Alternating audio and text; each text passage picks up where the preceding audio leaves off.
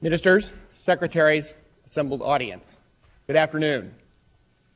My name is Red Cavaney. I'm a director of USEA and also President and CEO of the American Petroleum Institute, and I will serve as your moderator for this closing plenary. This has been a highly successful conference that I think all will benefit significantly in the times ahead. And as we come to these final few presentations, I think they'll only add further to all the success that's been enjoyed so far. Elements of this afternoon's closing plenary include addresses from two extraordinary leaders of Russian oil companies. We'll then hear closing remarks from the secretaries and ministers from the United States and Russia. We'll witness a signing of the joint statement and conclude with our closing keynoter by Secretary James A. Baker III. And now to the first of those two Russian oil company leaders that I spoke of earlier. It's my pleasure to introduce to you Chairman of the Executive Board and CEO of Yukos Oil Company, Mikhail Khodorkovsky. Mikhail?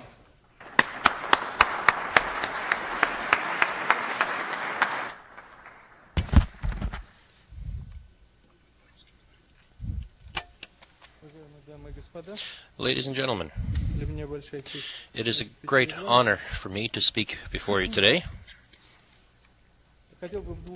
I would like to say a couple of words about how we see what has already been accomplished and what has not yet been accomplished in the Russian energy market and what impediments exist to competition. What has already been done. Today, we have the auction principle for issuing licenses to hydrocarbon fields that is has the same rules for both Russian and foreign competitors. Producers have equal access to the infrastructure fully. We have created a transparent national tax regime, and we have deregulated the domestic oil and oil products market. What has still not been done? The gas market and access to the gas infrastructure have not yet been deregulated. The existing law on subsoil resources does not allow licenses to be freely traded, and nor new reserves to be explored. The existing infrastructure capabilities limit growth for increasing, or limit opportunities for increasing production. Regular attempts to review, to alter the tax regime create uncertainty for investors. The current situation in and future plans for the electric power industry are not transparent for market participants. There exist, along with real problems, also a number of old views that still do get in the way of effective competition in the oil sector. The first and most substantive problem is the continuing strong attitudes towards the need for PSAs, which, first of all, leads to missed market opportunities. Let me cite one example. When Yukos was still in the process of being formed, the American company, Amoco, had an opportunity to participate with us in the development of the Priobskaya oil field. For 5 or 7 years, they continued to discuss to negotiate in the hoping that the PSA regime would be put into effect. If in 1998 the companies had started to work at the Priobskaya field on the national tax regime, today, in 2002, they would already be getting pure net profits for 3 years. Unfortunately, they did not do that, and unfortunately, there are many projects today that could create competition in the Russian market, but they're not being implemented because foreign companies insist on PSAs. A second problem is that PSAs lead to a quantum increase in corruption. This is no secret to anybody. Everybody knows how to count numbers, and those advantages that PSA participants get are valued by those who need to make the decisions on this, government officials and the State Duma. And if American companies don't pay bribes directly, then that means that their Russian partners are paying bribes. You need to have your eyes wide open and realize that this is what's going on. And finally, insistence on PSAs leads to a neutralization of any efforts to stabilize the tax regime, including with respect to existing PSAs, which in all cases should be retained, because what has already been signed needs to remain in effect. But if today both Russian and Western companies were to unite their efforts to stabilize the national tax regime, this regime would be completely stable, and I hope that this will happen. A second old view is based on the fact that, or on the premise that the Russian authorities are trying to talk foreign investors, foreign companies, into using Russian equipment, while the foreign companies don't want to do so. I think this is a mistake that's being made by our Western colleagues, because limited use of Russian equipment reduces your own competitiveness on the Russian market. The cost-benefit ratio for Russian equipment makes it extremely attractive. And finally, overestimation of Russia country risk keeps some foreign investors out of the picture. They are not able to compete on the Russian market. When we see Russia at 70th or 80th, sometimes even 120th place in the ratings of investment attractiveness, we understand that Western investors, first of all, are deluding themselves, because Russia is quite a stable place. It's a good place to invest. We know that. We put our own money into it. And if Western investors have spooked themselves and are offering us more expensive money, well, hey, we don't even need them, do we? You really should rethink this issue. And finally, a few words about possible ways of continuing the Houston dialogue.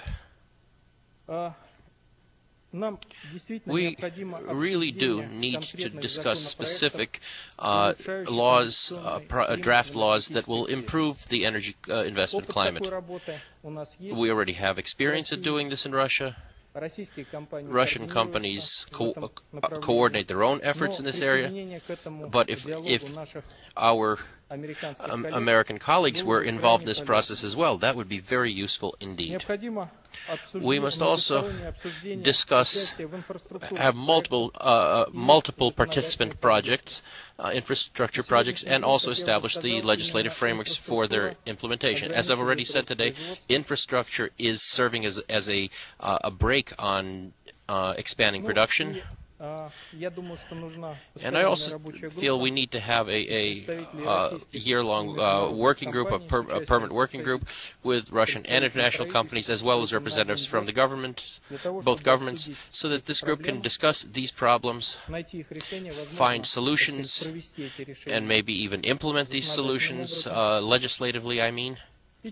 And in a year we could meet again and see what changes we have made. I think that this meeting has been very useful, and I thank you very much for the opportunity to participate in it.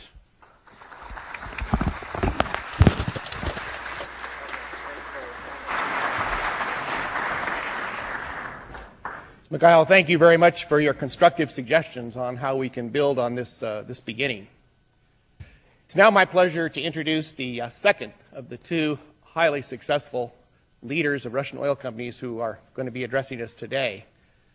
This individual has been a real pioneer in actually making investments in the U.S. Oil and gas industry, particularly in the downstream up in the Northeast, and we look forward to hearing your remarks. It's my pleasure to introduce to you President of LUKOIL, Vagit Alekperov. Vagit.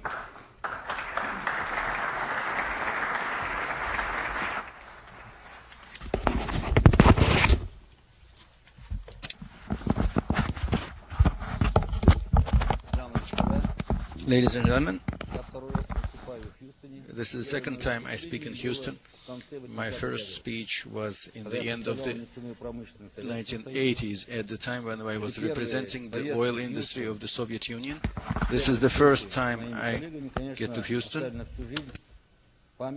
and I remember it for all my life, thanks to the energy that was invested into it. We can watch the largest projects being implemented. Tengiz, deployment of the Azerbaijan shelf and offshore, and the TNK, and many other projects. So I'm grateful to the ministers for the fact that this meeting came through and we have a real opportunity to resume new dialogue and to begin a joint progress towards one and the same goal, to supply our users with all the services and products that we can provide, and that is all types of hydrocarbon raw material.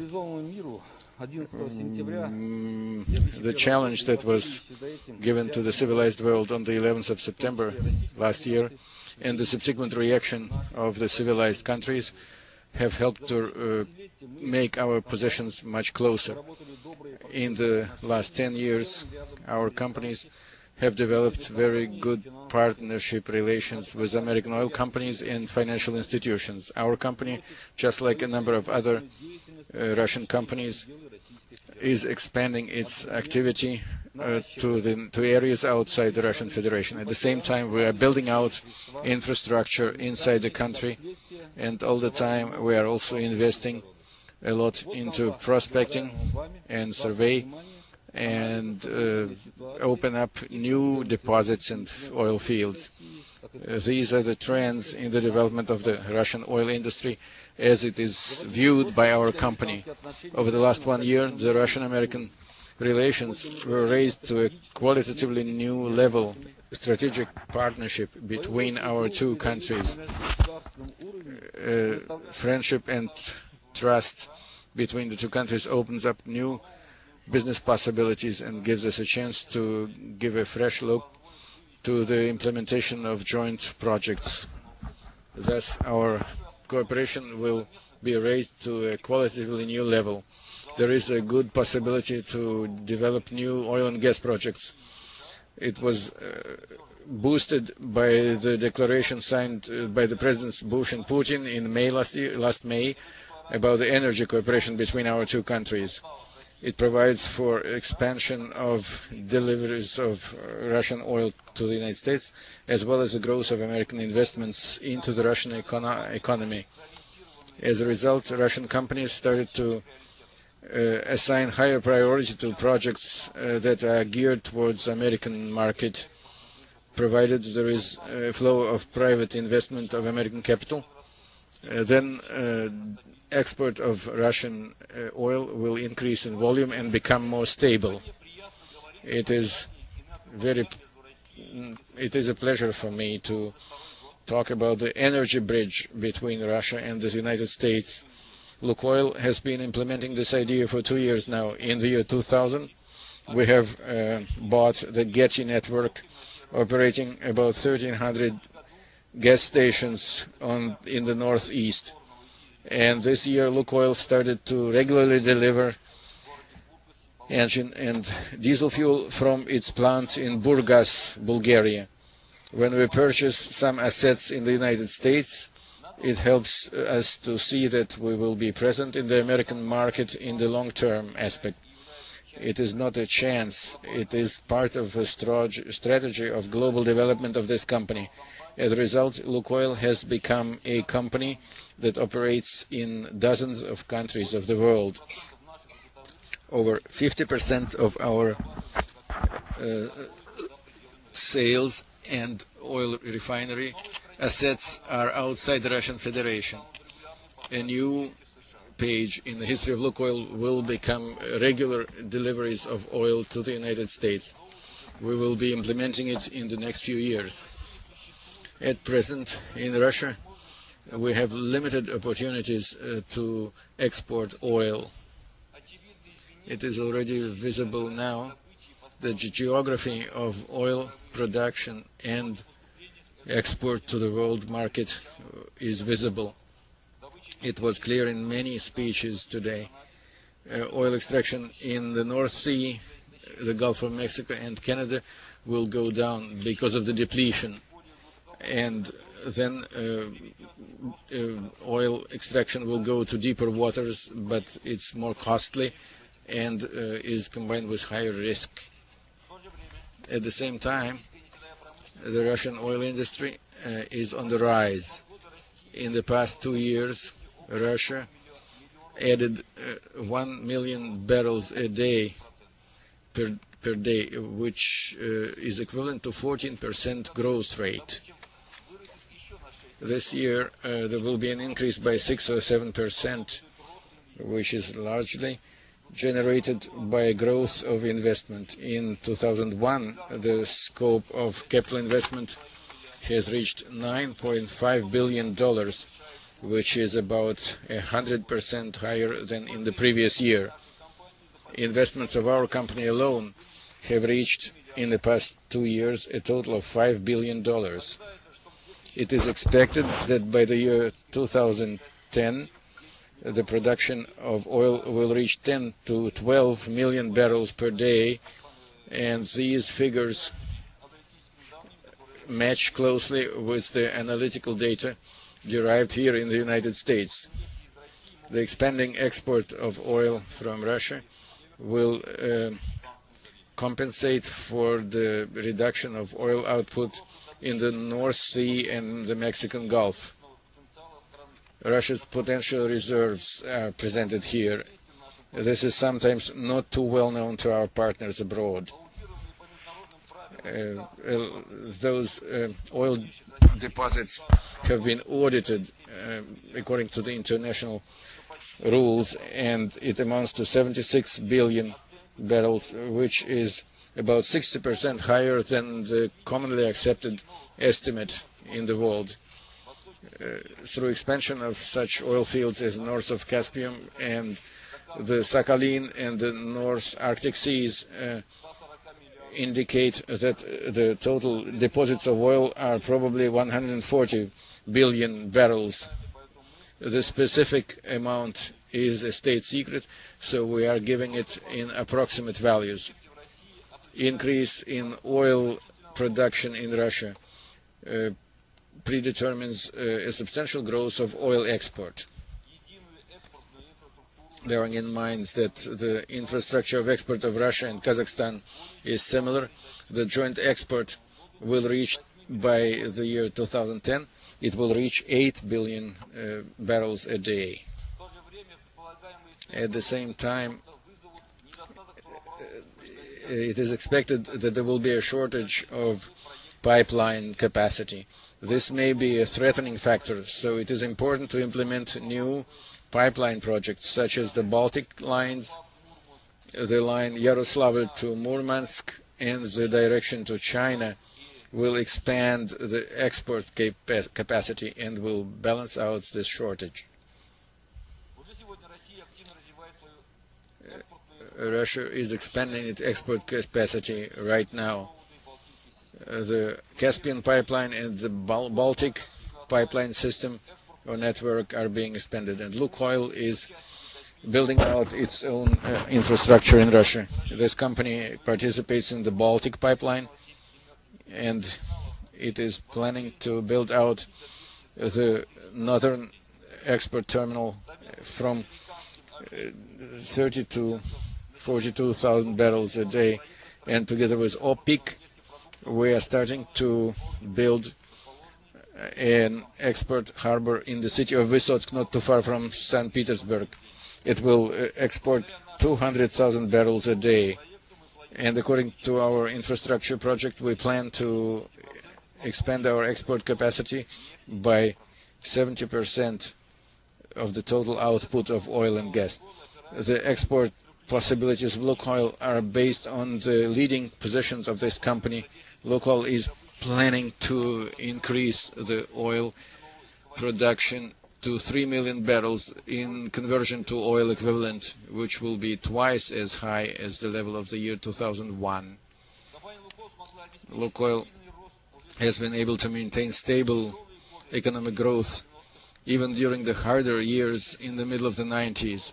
In the past 6 years, we saw that the growth rate of the production was about 30% a year, which is one of the best in the world and the best rate in Russia. Thus, we expand the export potential, and we know that there is a lot of deposits in Yamal, in Pechora, and in the North Caspian. So, in the second part of the current 10 years, we will be able to expand even more dramatically. And we will expand thanks to the new projects that will be implemented in the new oil and gas fields of Russia and abroad. Such regions as Timan and Pechora, North Caspian, production of natural gas in West Siberia and near the Caspian Sea will help to increase the product of from 1.5 billion, and the operating costs are very low, about $3 per barrel. So it is fully realistic to implement our projects with a good profit margin. In Iraq, our company also has a good potential for growth. In March of '97, a consortium signed about an agreement on developing a deposit Kurno 2. In the time when the project will be implemented, we plan to extract 5 billion barrels, and it will have, of course, until the as long as the United Nations sanctions are in place, the project is frozen. Only after it is settled will the company start active development of this oil field. We are trying to become the leading international supplier of oil and gas. The current liberalization of the gas market that has been dragged along has permitted us to implement our own gas program. By the year 2010, we plan to extract over 50 billion cubic meters of gas per year and become the second largest producer of gas in Russia. And when the price of gas will increase to $30 to $40 for 1,000 cubic meters, will make extraction of gas attractive as early as the year 2004. We have proven that there is 400 billion cubic meters of gas located in the Taz Peninsula. We can build a plant there for 10 million tons of liquefied gas. It is possible to consolidate our efforts in the Yamal Peninsula. We are grateful to Gazprom that it has agreed to let us hook up to their pipeline network. In view of the export, the Russian companies are willing to come out to the American market and have a share of 10 to 13% by the year 2010 of the total oil imported to the United States. Then what the American market will gain is further diversification of the American market, which is good for the American market. As for the Russian companies, they will open up a new market which will create further growth potential. We are fully sure that in the near future, Russia will be able to expand the export oil pipelines network substantially. The currently existing oil pipelines that are being implemented by Transneft and our company give us a reason to believe that we can be optimistic about our project's realization. Development of pipelines in the Caspian area and the Baltics will still not compensate for a shortage. The restrictions in Bosphorus and in the Danish Straits make it impossible for our oil to be delivered by major tankers, oil tankers, to Russia. In order to reach American market, we need a transportation route that has fewer investment risks and could maintain competitive transportation rates. And we are sure that we need to build a pipeline from Yaroslavl to Murmansk. The Murmansk terminal is not freezing the year round, and it can receive oil tankers with the dead weight of above 300,000 tons. Here is a table that shows comparison of costs and throughput in comparison to Baku-Ceyhan pipeline. That is why the Yaroslavl to Murmansk pipeline has awoken interest by our company Yukos Sibneft and the TNK, the Tyumen oil company, that control altogether about 50% of Russian oil production. And if the project is implemented, they could use the pipeline to its full capacity. Our company is cooperating actively with the largest American companies. Our projects are quite successful on building a pipeline network from Kazakhstan by Chevron and Yamal-Pechor with ConocoPhillips, and then Karachayarsk with partnership of many substantial leading companies help us hope that today, as for the discussed projects, we really have a good real chances for implementation. I would also like to emphasize that Russian companies feel responsibility to their partners. They are capable of long-term supplying and with stable prices. We also feel our responsibility to future generation. We pay attention not just to expansion of the export volume, but we also pay attention to the environmental factors. In conclusion, let me express my hope that this summit will contribute a lot to further strengthening of the economic cooperation between our two countries and will open up new investment opportunities for our countries. I am sure that the momentum with which our ministers and secretaries are handling these projects will help to make them going concern.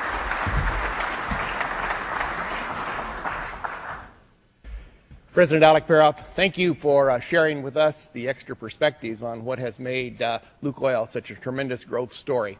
I'd now like to invite the secretaries and the ministers to please come forward on the dais and take your seats. We can begin the closing remarks.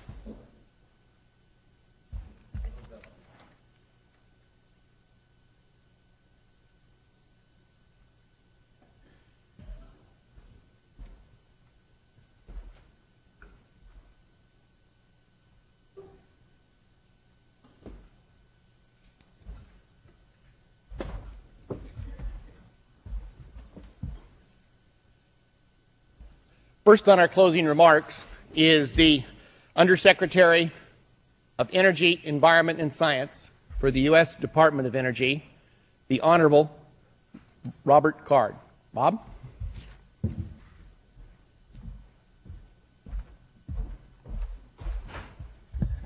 Thank you, and good afternoon, or might I say great afternoon. It's been a great conference.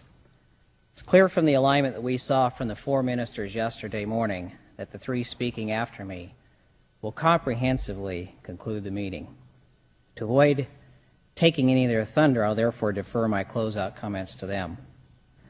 Let me say, however, that Secretary Abraham is thrilled with the results of this summit, and he eagerly looks forward to the follow-up activities to maintain the momentum created here. He also wants, once again, to acknowledge the hard work by our three ministers here and USEA for a very successful summit. So with that, I'll turn it over to the real ministers. Thank you.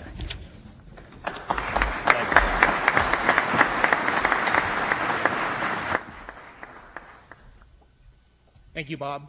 For our second closing remark, my honor to introduce to you the Minister of Energy of the Russian Federation, the Honorable Igor Yusupov.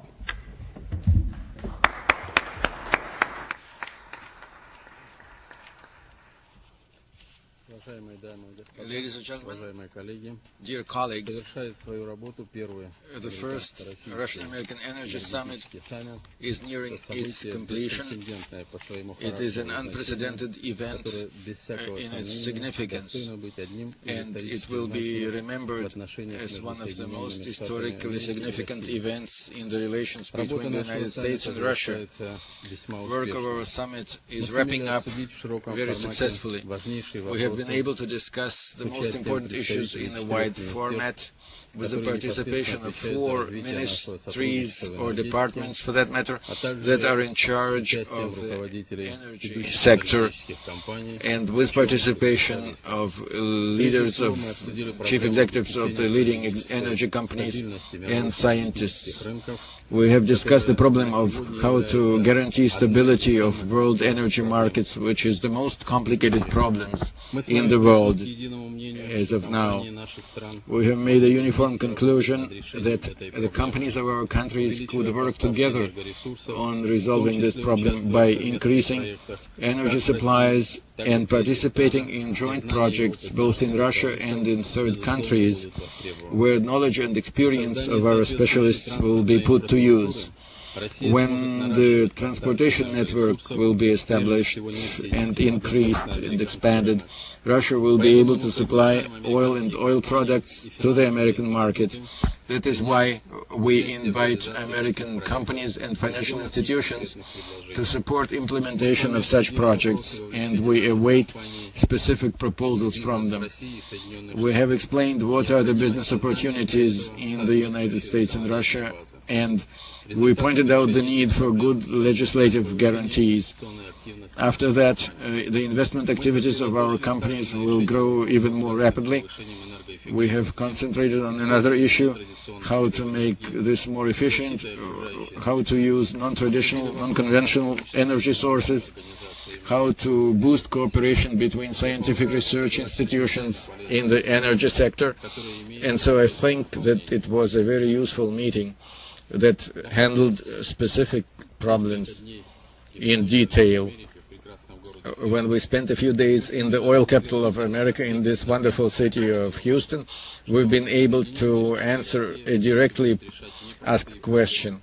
Yes, the United States and Russia will together handle the difficult problems of steady supply of energy resources in our both countries and help each other in resolving relevant problems. Obviously, there was political will of our leaders, President of Russia Vladimir Putin and President of the United States George Bush, who made a decision in May this year about beginning a bilateral energy dialogue. This is the first summit, but I'm sure it is not the last one on the road of establishing steady partnership between our two countries. We plan to expand this dialogue, involving more and more participants. The next meeting will hopefully take place in one of the Russian cities, and I'm sure that it will be as successful as this summit in Houston. I'd like to express my gratitude to the hosts and wish much success in our joint effort. See you next time on the...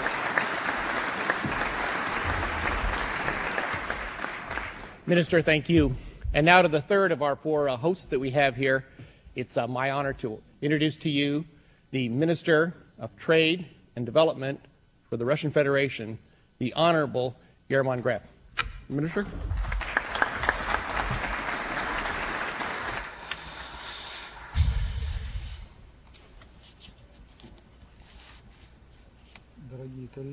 Dear colleagues,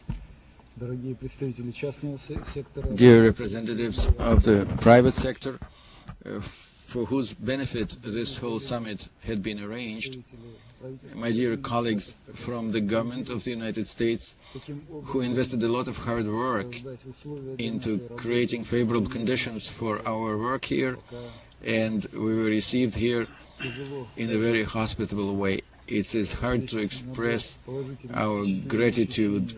All the impressions we got here are so positive and so favorable, it's hard to describe. Anyway, I would like to say that in those 2 days we have not felt that it was a burden.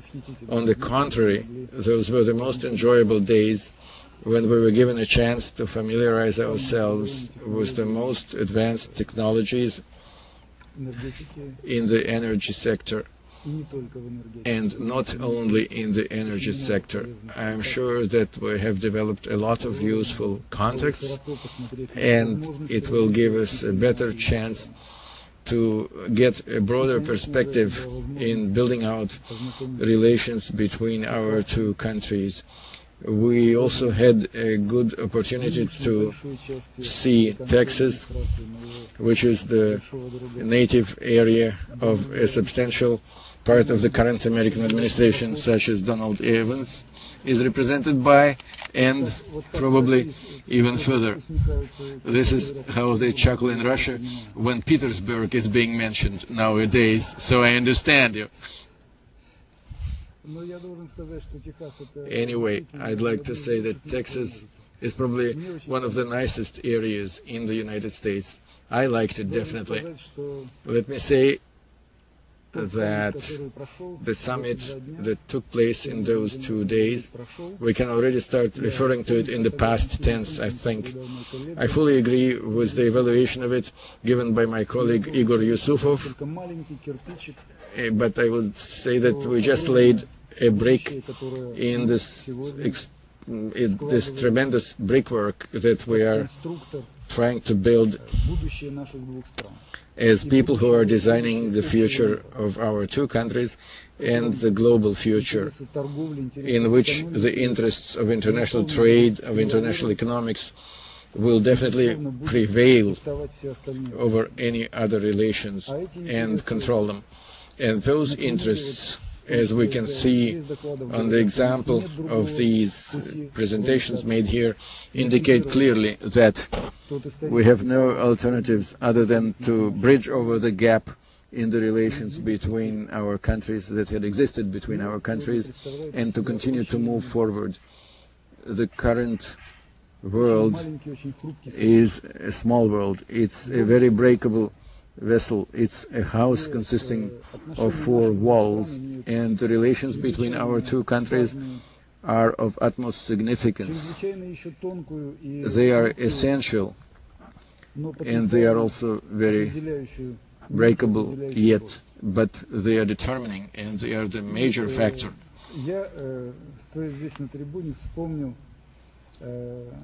And when I stand here on this floor, I remembered a quote from a novel written by one of the most loved American writers, who is also a Texan, that is O. Henry. A lot of his stories and novels have been translated into Russian and are very well known. Even some movies were made in Russia on the basis of his stories. And so in one of the novels there is a passage when 2 sophisticated friends get into a snowstorm and find a small hut, a small house in the forest. And those 2 friends that had been friends for a long time had to spend an entire week in this small house or log cabin probably. And in a week, as O. Henry states, the following dialogue took place. One says, "Bill, if I had to choose between your company and the company of a dog that is of 4 legs and is of no race, then I would say that one of us would be starting to wig the tail in this cabin right now."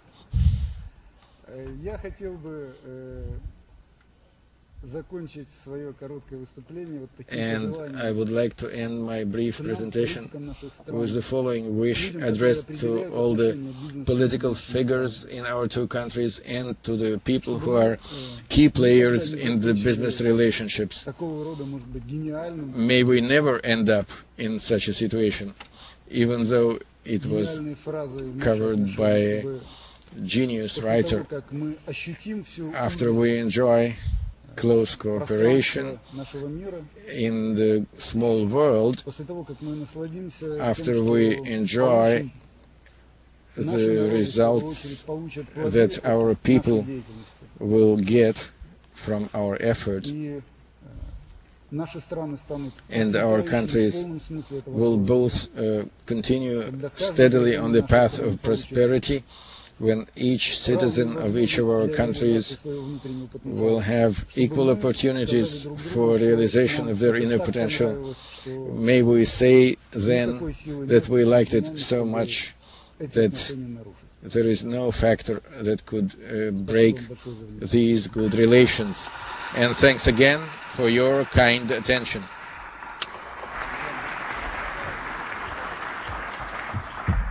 Thank you, Minister Greth. Before I introduce the last of our four secretaries and ministers here for closing remarks and allow him to offer his closing remarks and begin the signing statement, I would like to ask the audience to please join me in a very warm round of applause for the tremendous leadership these four secretaries and ministers have done in creating this exceptional beginning that we have here in Houston today. Please join me.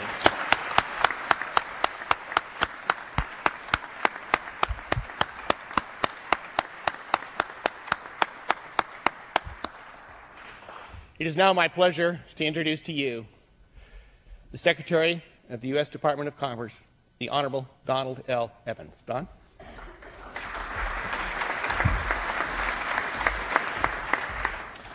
Thank you, Red, very much.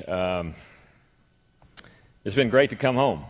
It's been great to come to Texas and see so many of my great friends in life. And so in that way, this has been a success for me, but as I look across this crowd, it's been an even greater success because I see so many new faces that are new friends. And I think that is really what this summit has been all about. It's about bringing people together to discuss incredible opportunities that exist between our two countries, and opportunities to form friendships, which leads to partnerships, which leads to economic opportunities between our two countries. And so, yes, this has been a tremendous success as far as I'm concerned, but we've got a long way to go. And we have great challenges and responsibilities in front of us. My friend, the minister, was talking a little bit about Texas. We did give him a little flavor of Texas, some of the color of Texas. Took him to a rodeo last night. Some of you were at the rodeo. That's not something we do every night in Texas, but those that you attended last night, I hope that you enjoyed it. The vision of this conference came from our presidents. Came from our presidents who met in Slovenia over a year ago. And from the very beginning, had a strong friendship based on mutual trust.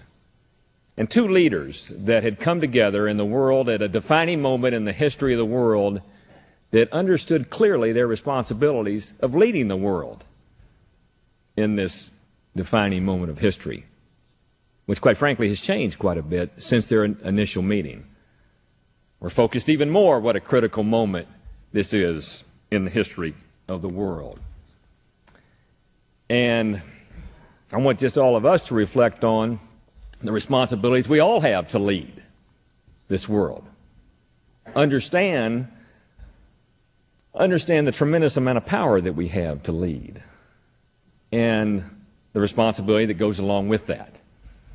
As we're looking at this country today and this world today and understanding that the Cold War is over with, and information technology is real, and information travels around the world in a few seconds for a matter of cents.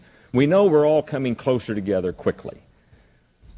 And we also know, as we're doing that, there are 6 billion people that live on the planet, and 3 billion of them live on less than $2 a day.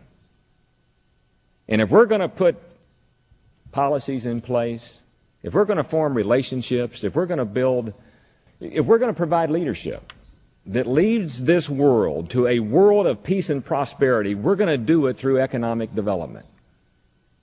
Because that's how you get to peace and prosperity. Bring people up out of poverty, improve standard of living, improve quality of life. And you cannot increase economic development in this world without a steady, stable, secure, diverse, dependable supply of energy. And this world will look to these two countries right now to provide major leadership, the leadership in that arena. We are the two largest producers of energy in the world today when you combine oil and natural gas. And be mindful that more and more we're moving into a world of energy where natural gas will be moving around the world. Heretofore, natural gas has been confined to continents because that's the only way you could transport it effectively or economically. We're rapidly moving into a period of this world where natural gas will be moved around the world. Again, why Russia will play such an important role in the providing energy supply in the years ahead. Because in Russia, there are 40% of the natural gas reserves in the world. So if you want to know where a tremendous amount of the natural gas supply is going to come from in the years and decades ahead, it's going to come from Russia. And I enjoyed listening to some of the vision of the projects that were being considered and on the drawing boards to build deep water ports to not only handle the large crude oil tankers, but LNG tankers. Because that's what I think we're going to see as this world moves toward the use of natural gas more and more every day. Because, yes, it is an environmentally preferred, clean fuel. So I just want all of us to appreciate the enormous amount of responsibility that we have at this moment in setting the conditions that will create an environment where we will provide the necessary investments in Russia and other places around the world to develop the diverse energy supplies this economy, this global economy, is going to need as we bring this global world out of poverty. Because when you think about the issues that we're discussing today around the world, they all gravitate more and more toward the economic issues. When we talk to our counterparts around the world, what we talk about now are trade and investment and the economy. And so I just remind everybody that you're not going to be able to see these economies really grow and prosper unless we're providing a diverse, steady, dependable supply of energy. And I want to give you a little quick snapshot of what the energy picture looks like today in the world, because I think sometimes we lose sight of this. Some 17 years ago, we were consuming in the world about 50 million barrels of oil a day. And at that time, we had a global capacity in the world of some 70 million barrels of oil a day. Maybe it was 67 million or 68 million barrels a day. But surplus capacity in the world of some 30 or 40% of what we were consuming. Today in the world, we're consuming about 77 or 78 million barrels of oil a day. And we have capacity of some 81 or 82 million barrels of oil a day. So we don't have surplus capacity in the world any longer in oil of some 25 or 30%. We have surplus capacity of some 5% or 6%, or maybe it's 7%. And when you have lived in an industry that's a long lead time industry, which I have done for the 28 years of my career before moving to Washington, D.C., I understand how long it takes to explore and develop and put infrastructure in place and get oil or gas moving down lines into markets. So I'm just one that wants to not only make sure we all understand the tremendous responsibility that we all have in leading this world toward a world of peace and prosperity, but also remind us we must get on with the task at hand. And that's why I'm delighted with the enthusiastic turnout of this summit. As has already been said, this is just one step.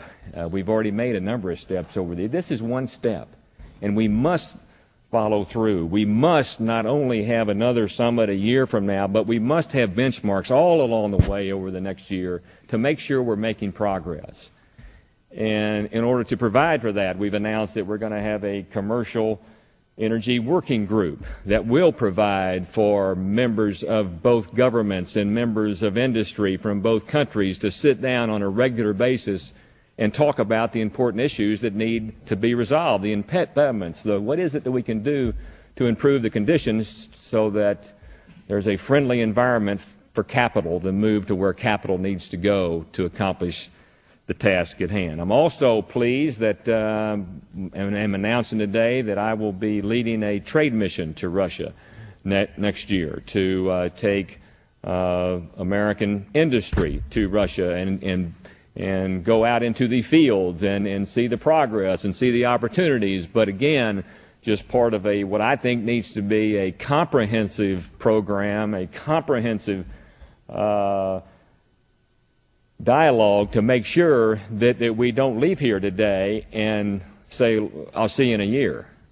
Because if that's what we say, we're not going to accomplish anything.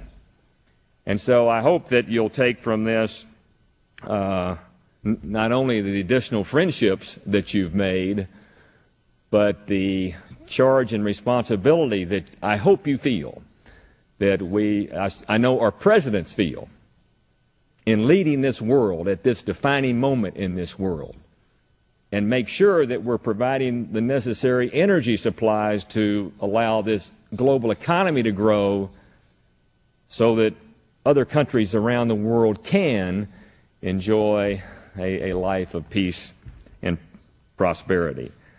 I was glad also we brought our checkbook along to this conference. I know Ex-Im Bank brought $300 million that it provided to Russian companies that have agreed to buy some American equipment that will move into the oil fields of Russia, the oil and gas fields of Russia.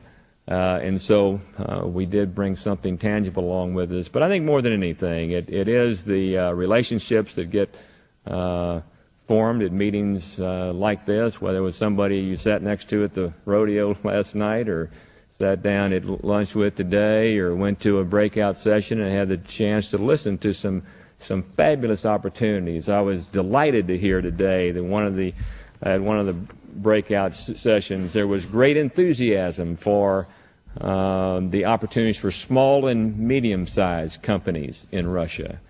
Because if we have learned here in America, I mean, the great entrepreneurial spirit that drives our economy and drives our industry in a lot of ways is founded in the small and medium-sized companies. So that's a message I'm going to take with me, and so I can talk to small companies all across America and point to the fact that, yes, there's great opportunity for the entrepreneurial spirit here in America to participate in this growing opportunities in Russia.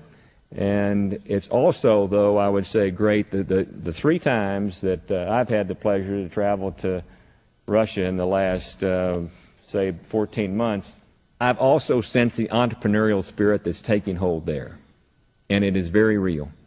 I've talked to a number of young leaders that are starting their own companies and feel the excitement of building a company and being part of a growing economy and also feeling the sense of responsibility. They have to do it for themselves. It's not government's responsibility to do it. I have to do it myself. It's been said several times during this summit. All governments can do is try and create the conditions and the environment for you to do what you do so well. Governments don't create wealth. Governments don't create jobs. You do that. You create the wealth. You create the jobs. it is your entrepreneurial spirit, you're willing to take risk, you're willing to invest capital that provides the engine for economic growth. And so while there's always been talk about the great entrepreneurial spirit in America, I feel it taking hold in Russia, which gives me great encouragement for where that economy will go in the years ahead. So let me just conclude by saying thank you.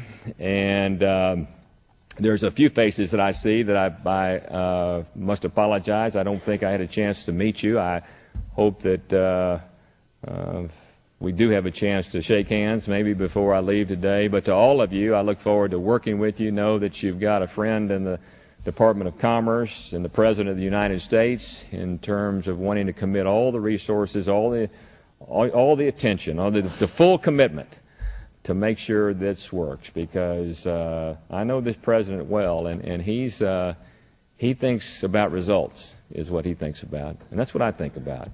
And so while this has been a wonderful conference, I'm going to want to get back together on a regular basis and talk about results. What partnerships have been formed, what capital has been invested, what wells have been drilled, what pipeline is being built, what port is being constructed.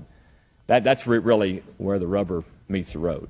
And so thank all of you for your active participation. It's been terrific. I look forward to seeing many of you through the year, and look forward to our summit next year in Moscow.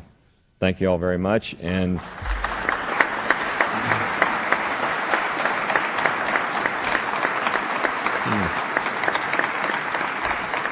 now I think we're going to have the official signing. Okay, thank you.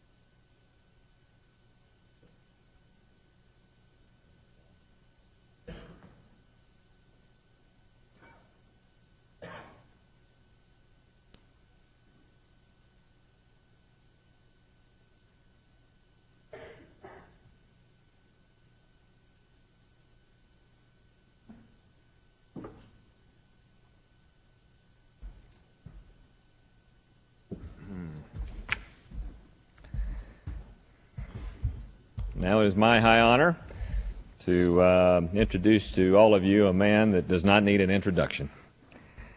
James A. Baker III. Secretary Baker is one of the most trusted public servants of our time. He, in his years as a public servant, provided vision, leadership for this entire world that four presidents counted on. He provided the vision for this institute.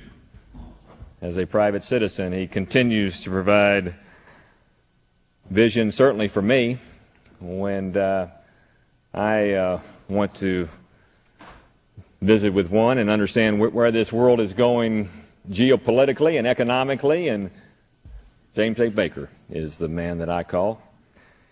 So it's an honor for me to have the opportunity to introduce him. He served in senior government positions with three presidents, as Secretary of State and then Chief of Staff and Senior Counselor for former President Bush, Chief of Staff and Secretary of Treasury for Ronald Reagan, and Undersecretary of Commerce for President Ford.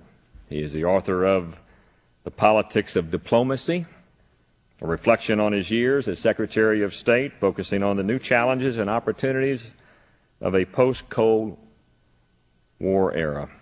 In 1991, he received the Presidential Medal of Freedom.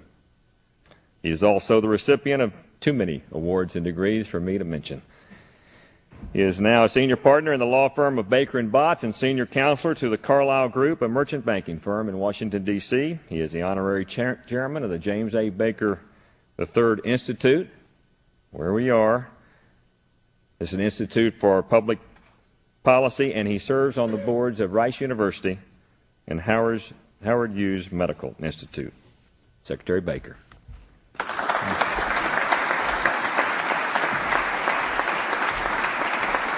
Thank you, Secretary. Thank you, sir. Thank you.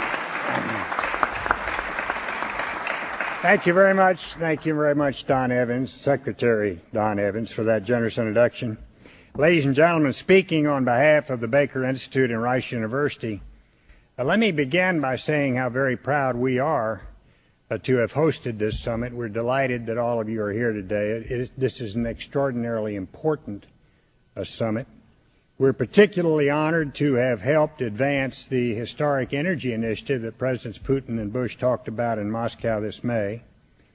As Ambassador Ed Derigian would tell you, energy is and has always been a core element of our Institute's research agenda.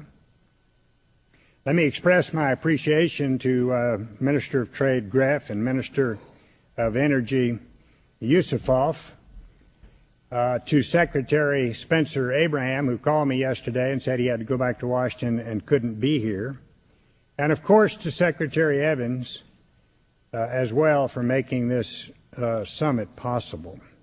Their work has been a truly collaborative effort, and those of you who have attended all of the sessions of the summit, I know, understand and appreciate that. I want to say a special word about Secretary Evans, because he is the Secretary of Commerce, and I was the acting Secretary of Commerce for 7 months for Jerry Ford, I hate to tell you, 27 years ago. And so I have a really warm spot in my heart for the Commerce Department. I see Red Cavaney here sitting in the front row. Red Cavaney did all of the advance and scheduling work for President Ford back in those days in the Ford campaign against Jimmy Carter in 1976, as well as in the Ford White House. So seeing all of these familiar faces and friends really brings back some many happy memories for me. But I have to tell you, I may get in trouble doing this, but I got to tell you a true story that happened to the Deputy Secretary of Commerce in 1975. I went up there, and here I was, the number 2 official in the Commerce Department, and boy, was I important, and boy, was I proud of myself.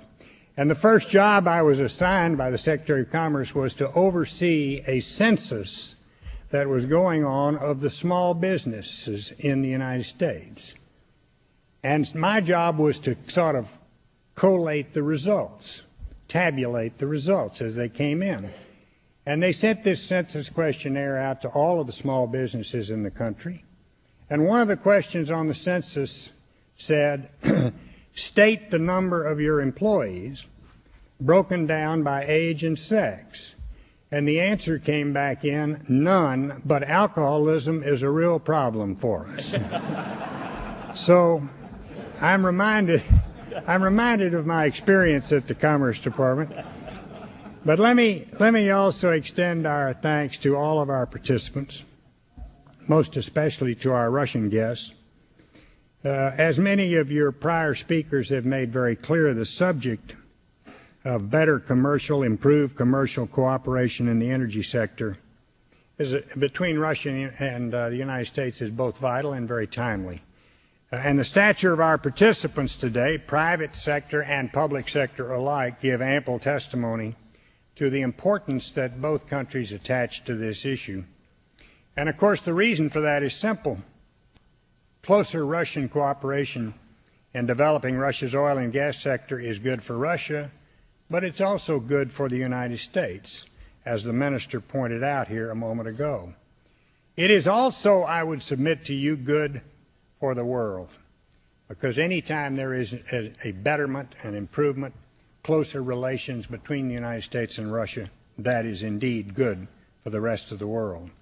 And the American and Russian private sectors, working together with the support of their respective governments, have really got to play a decisive and determinative role in achieving this goal.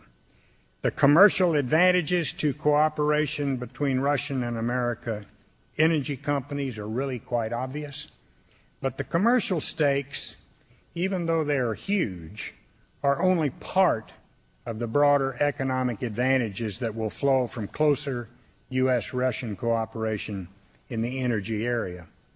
The early and efficient development of Russia's oil and gas resources will also represent a substantial economic boon to Russia in terms of jobs, generating economic growth, and bolstering Russia's balance of payments. And of course, to the extent that American companies are involved, it will benefit American businesses and consumers through lower and steadier petroleum prices. But not least, and perhaps most importantly of all, the full development of Russia's immense potential by increasing the diversity of international supply will reduce considerably the risk of instability in a world petroleum market that remains dominated by the volatile Middle East. So in short, the opportunities for closer cooperation here and for benefits to both countries and the rest of the world are truly immense. But also, as others have pointed out in their remarks, so are the obstacles. There are still obstacles, technical obstacles, financial obstacles, and perhaps most of all, political obstacles that have to be overcome if Russia is going to fulfill her energy potential. Some of those were listed here on the screen earlier this afternoon. In recent years, of course, we've seen a lot of progress, really rather extraordinary progress in Russia in creating a robust private energy sector and in making its economy much, much more attractive to foreign investors.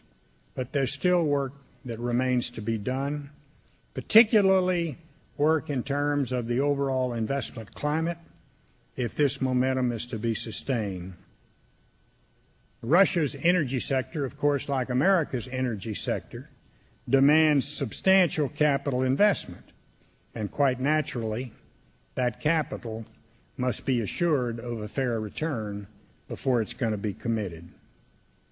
This summit, of course, we should not forget as you move forward to another one next year in Moscow, represents a beginning. It doesn't mark an end.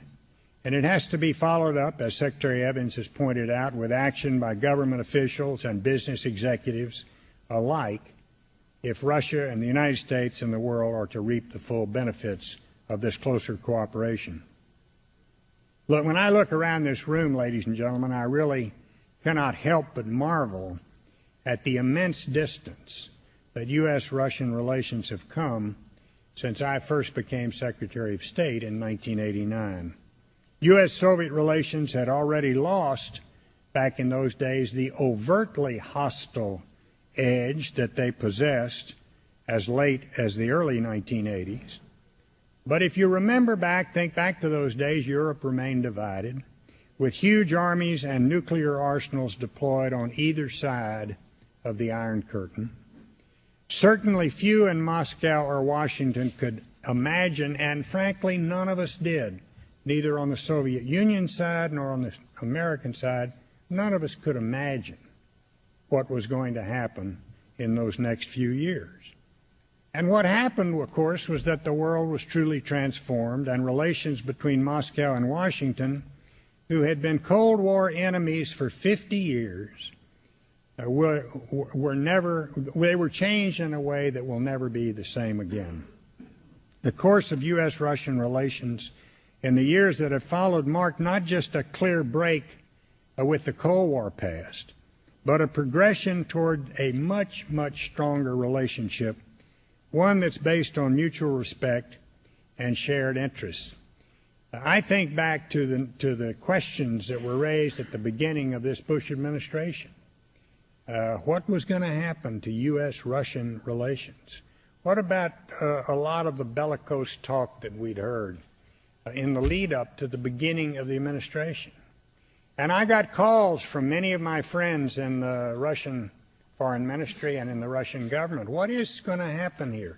Will this president carry forward some of the work that his father and then the Clinton administration were trying to pursue? And my answer to all of these people was simply this: you needn't worry. You really needn't worry, because the acorn doesn't fall far from the tree. And this president's going to be like his father was. He's going to be interested in improving and establishing better relationships with a country like Russia, where the relationship between the United States and Russia is so very, very important.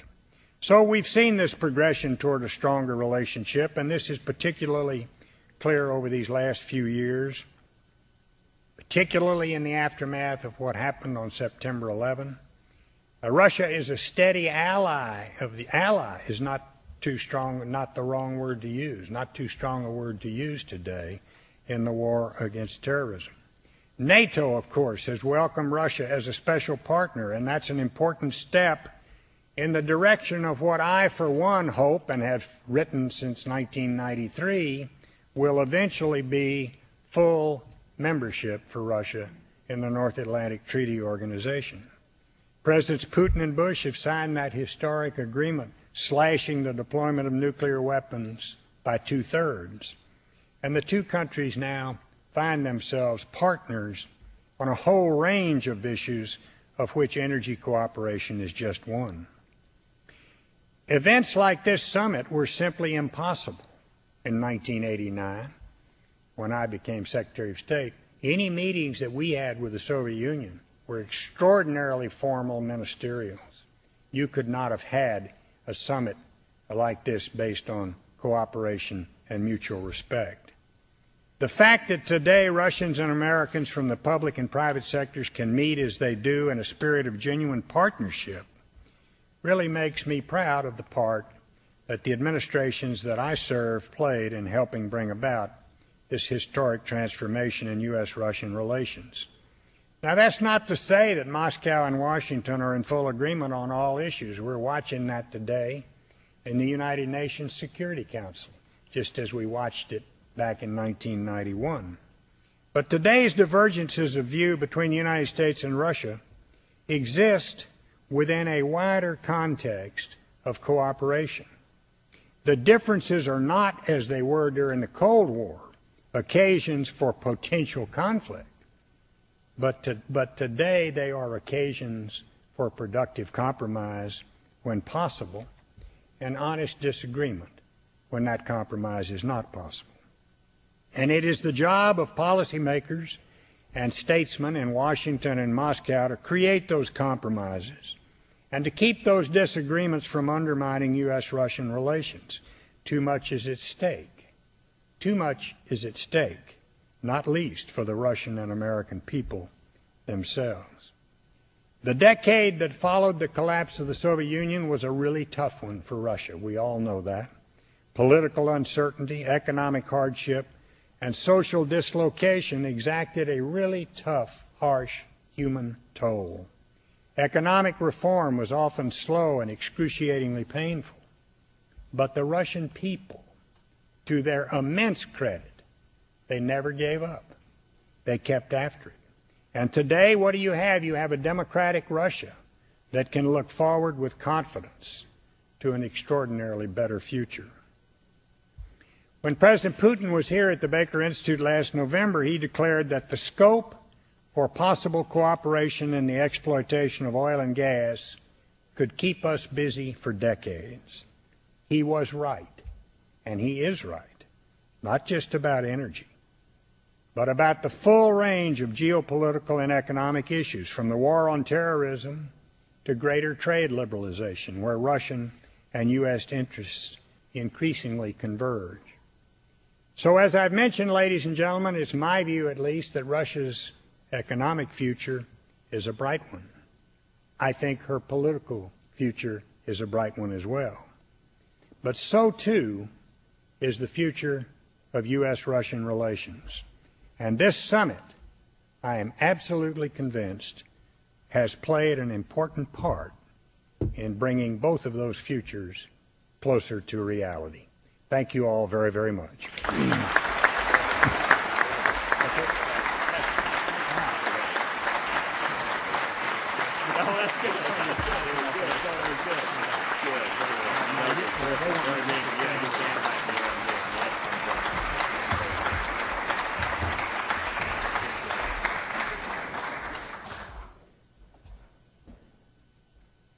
Ladies and gentlemen, it's my distinct pleasure on behalf of the Baker Institute to conclude the U.S.-Russia Commercial Energy Summit. There is no doubt in anyone's mind that this has been a very successful summit. Končil s большим успехом.